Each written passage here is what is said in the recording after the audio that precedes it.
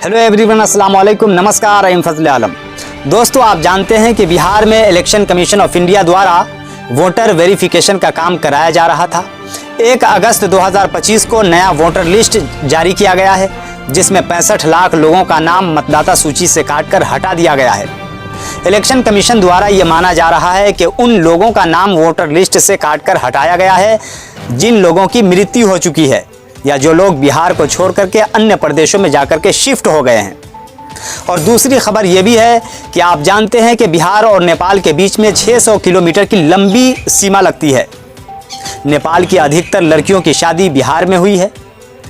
अब voter verification के लिए उन लड़कियों के माता पिता का नाम वोटर लिस्ट में ढूंढा जा रहा है और नहीं होने के कारण BLO द्वारा उसका फॉर्म एक्सेप्ट नहीं किया जा रहा है। दोस्तों, आप जानते हैं कि वो आखिरकार कहां से लाकर दे सकती है।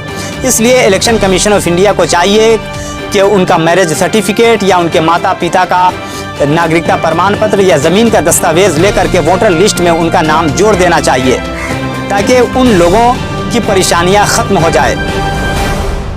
भारत में किन किन आधारों पर नागरिकता दी जाती है?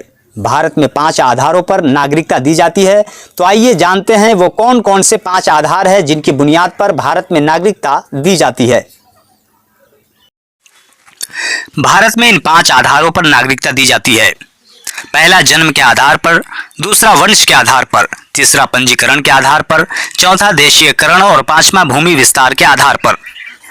तो आइए सबसे पहले जानते हैं कि जन्म के आधार पर कैसे नागरिकता दी जाती है।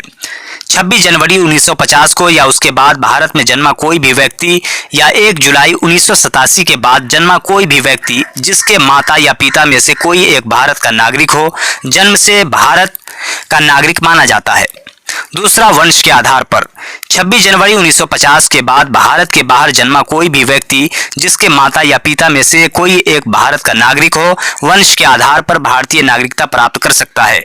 तीसरा पंजीकरण के आधार पर, कोई व्यक्ति जो भारत में 7 साल से रह रहा है या भारतीय नागरिक से शादीशुदा है, वह पंजीकरण द्वारा नागरिकता के लिए आवेदन कर सकता है।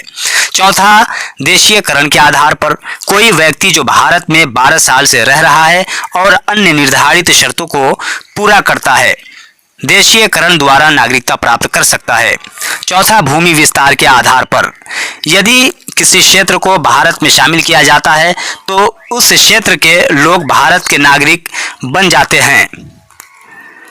इसके अतिरिक्त भारतीय संविधान के अनुच्छेद 9 के अनुसार यदि कोई व्यक्ति किसी अन्य देश की नागरिकता प्राप्त करता है तो उसकी भारतीय नागरिकता समाप्त हो जाती है। दोस्तों, आपने देखा कि इन्हीं आधारों पे भारत में नागरिकता दी जाती है। इलेक्शन कमीशन ऑफ इंडिया द्वारा नया वोटर लिस्ट जारी किया गया है।